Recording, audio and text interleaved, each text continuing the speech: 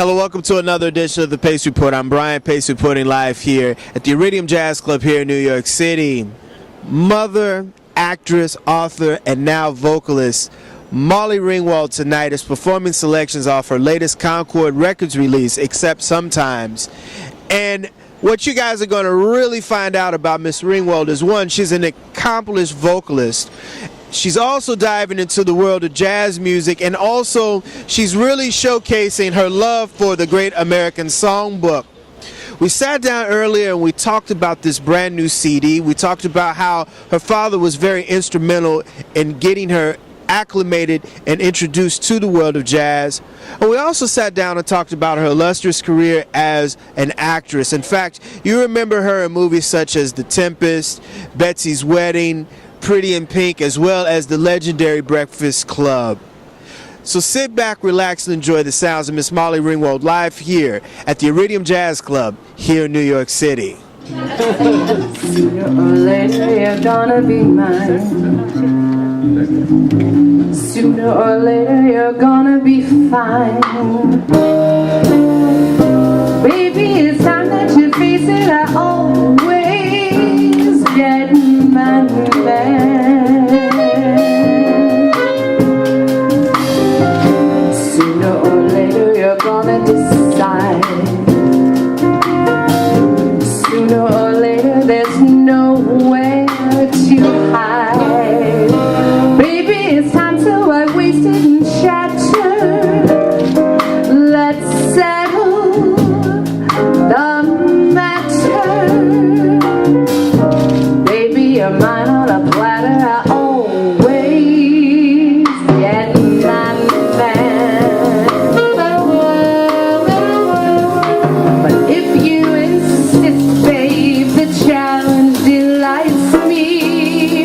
The more you resist, babe, the more it excites me.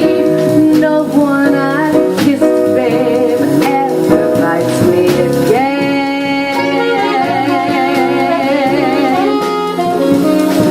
If you're on my list, it's just a question of when. When I get a yen, then baby, amen. I'm counting to 10. And then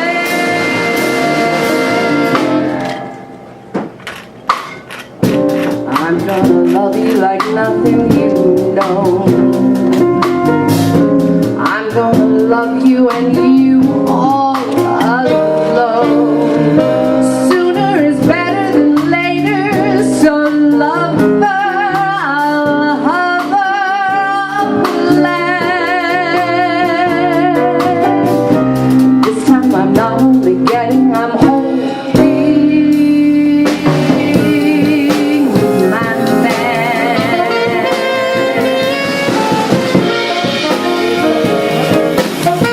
Except Sometimes, your latest and your debut record on Concord Records. And, you know, when I listened to this CD, I was like, wow, you are really diving hard into the great American Songbook, but you also are really kind of developing your niche as a jazz vocalist.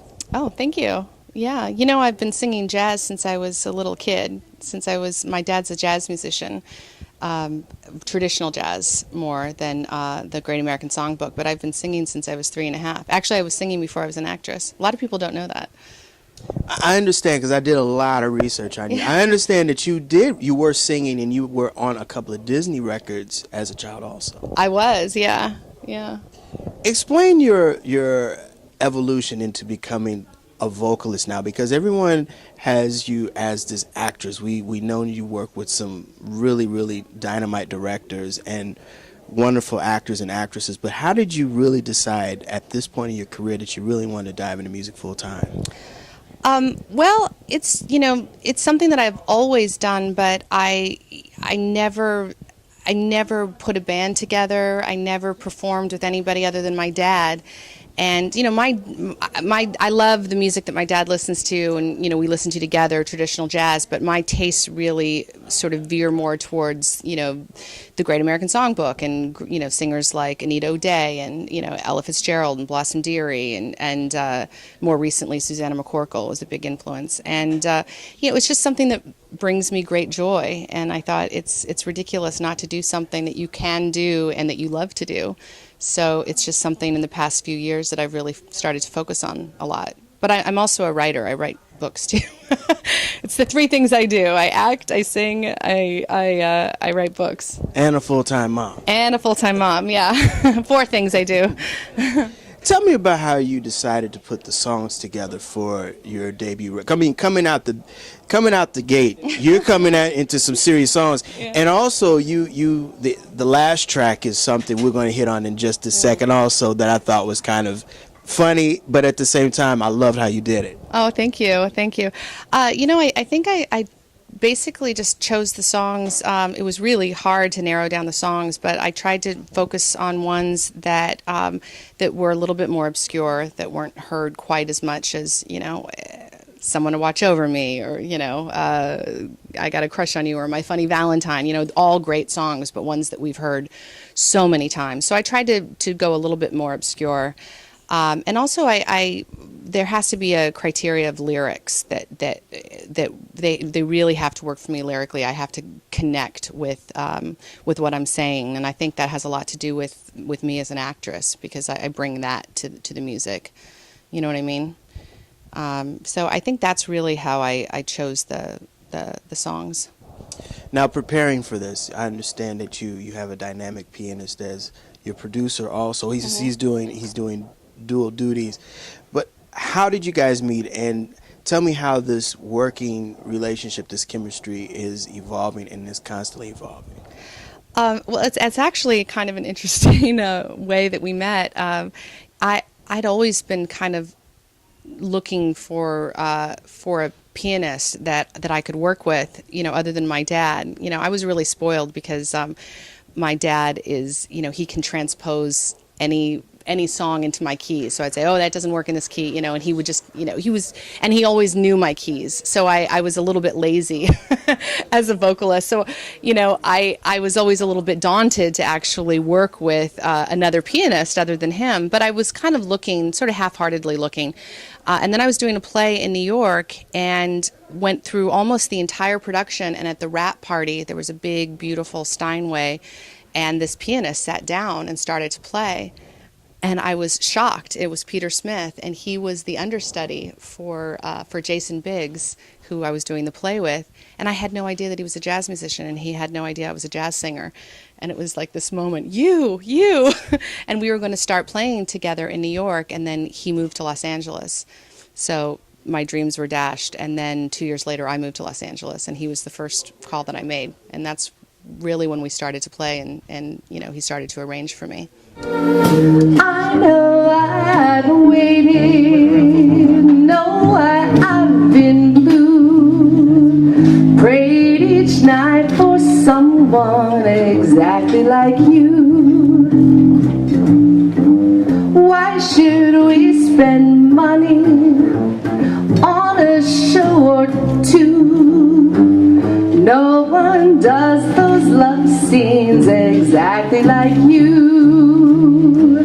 You make me feel so grand, I want to hand the world to you. You make me understand each foolish little dream I'm dreaming, scheme I'm scheming. Now I know I'm mother taught me to be true. She meant me for someone exactly like you. In addition to you being a dynamic vocalist and an actress, you are a writer, and I want to know how that craft kind of came into your psyche. It really was something that I did all along, like singing jazz. Just that many people didn't really know about it.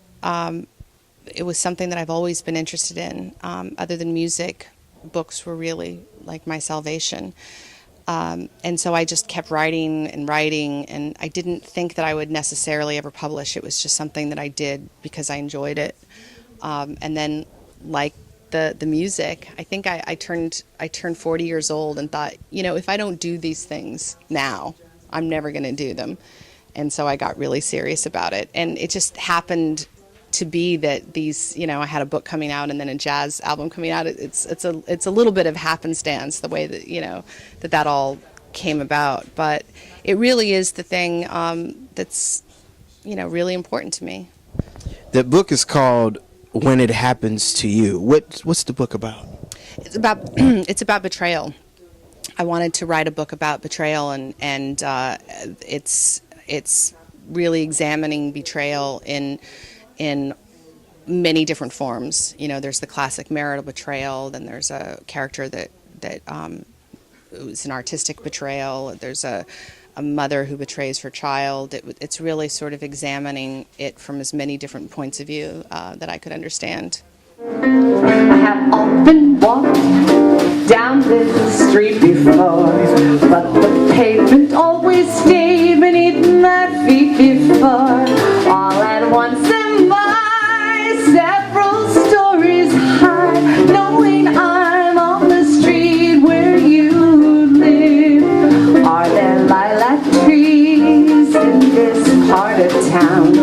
Can you hear a lark in any other part of town? Does enchantment pour out of every door? No, I'm just on the street where you live. And oh, that towering feeling just to know somehow you are near. That overpowering feeling that any second you might appear. People stop and stare, they don't bother me, 'cause there's nowhere else on earth that I would rather be. Let the time go by, I don't care if I can't be here on the street where you live. Going into your acting, Facts of Life, you did Annie as a kid, and I think everyone should know that The Tempest was your breakout. And here's a caveat behind that. Your association with some of these world-renowned film directors, you've been blessed. I mean, Paul Mazursky, Hughes, Jean-Luc Godard. I mean, you're not playing. I mean, what was it like coming out of the gate, acting with Gena Rowlands and the late John Cassavetes? I mean, were you scared, or was this like, okay, I'm going to do this? No, I wasn't scared at all. Mostly, I think that's because I didn't know who they were, because I was 13 years old. I'd never seen a John Cassavetes movie. So everything that I saw of John Cassavetes was after I worked with him. He was amazing. I think it was it was the best education. I don't have any formal training in terms of acting, really. Everything that I learned was by working with these people early on. I mean, I really learned how to improvise through John Cassavetes. And he's the father of that, and his wife was like that also. Yeah. And then, John Hughes is another person, and he left this earth way too early. And, one of the things that I really, really admired about him, just the stories, there's like this reoccurring theme in the movies that he wrote or he directed or produced. You really feel sorry for the characters. Your character in 16 Candles, or the teens in The Breakfast Club, or the Home Alone. You leave a child behind. What is your take about the legacy of John Hughes, and also how he directed and how he wrote and how he collaborated with you as an actress? He was incredible. I mean, I never met anyone like him, and I don't think I ever will meet anybody or have that sort of simpatico with anyone. I mean, we would finish each other's sentences. You know, it was like, it was telepathic. You know, and it was pretty amazing to be the muse of somebody who was just creating. He was so incredible. At that time, he was just intensely creative. And, you know, he could write a script. 16 Candles was written in 2 days. And, you know, he would write while he was doing something. It was just amazing. It was just a really, it was a great relationship. And you're right, he really did, he really did die too soon. Which is one of the reasons why I recorded that song on my album. It was, I recorded the album actually not too long after he passed away. And he was still in my thoughts a lot. And, you know, I just thought it would be really cool to sort of reimagine that song that was so important to me and to him and to everyone that loved those movies. And I think hitting that, you know, that song, Don't You Forget About Me, Simple Minds, again, you know, that really kind of was the nail in the coffin for the film. You know, I mean, tell me about The Breakfast Club now. You know, I mean, we're past 25 years, but why do you think that movie now still resonates with a lot of people later? Well, I think, you know, it was really well done. It was well written. It was well cast. And there's really been nothing to replace it. You know, I can't really imagine. I mean, I'm sure eventually they'll remake it like they do everything else. But, you know, right now there's no other movie that says the same thing, that explores the same themes. And, you know, high school's still going on. People are still isolated. People are still typecast in their high school and looking for a way out of it, you know. So I think until that other movie comes along, I don't think that there's really anything that's out there for kids of that age. So I think that's why it's really stuck around as long as it has. You are an accomplished Broadway actress also. Which do you prefer, Molly? Because you're on a hit television show on ABC. Do you prefer TV, do you prefer film, or do you prefer the stage? I think stage is something that is a little more personal. Do I have to choose? You know, I really do love all three. I think all three offer something different. You know, there's the immediacy of stage. There's the connection with the audience that I love. There's the fact that you can continue to work on a part or a song and, you know, explore it.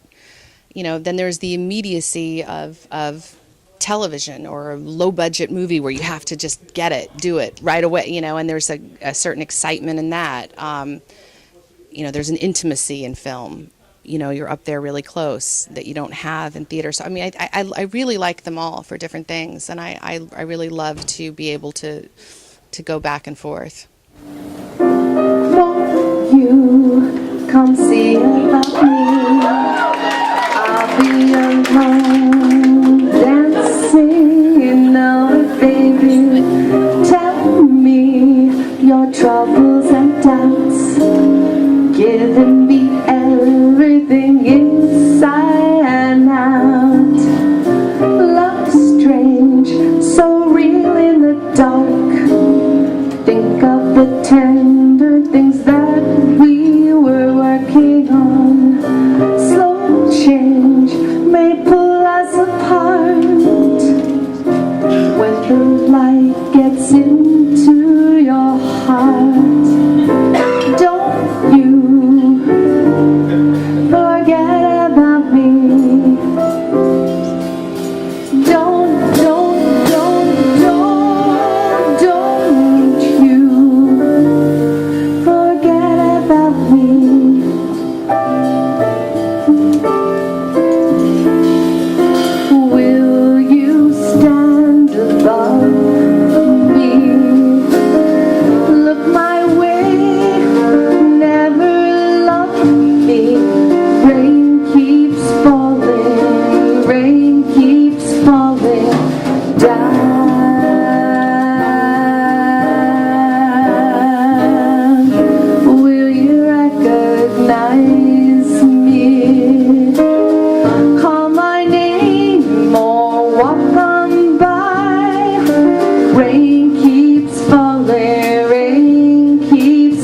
falling down, down, down.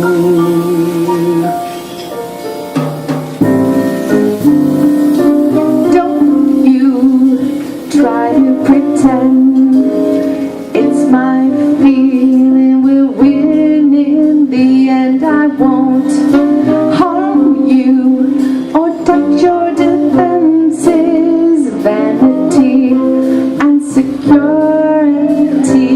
And now, don't you forget about me. Don't you forget about me. Don't you forget about me.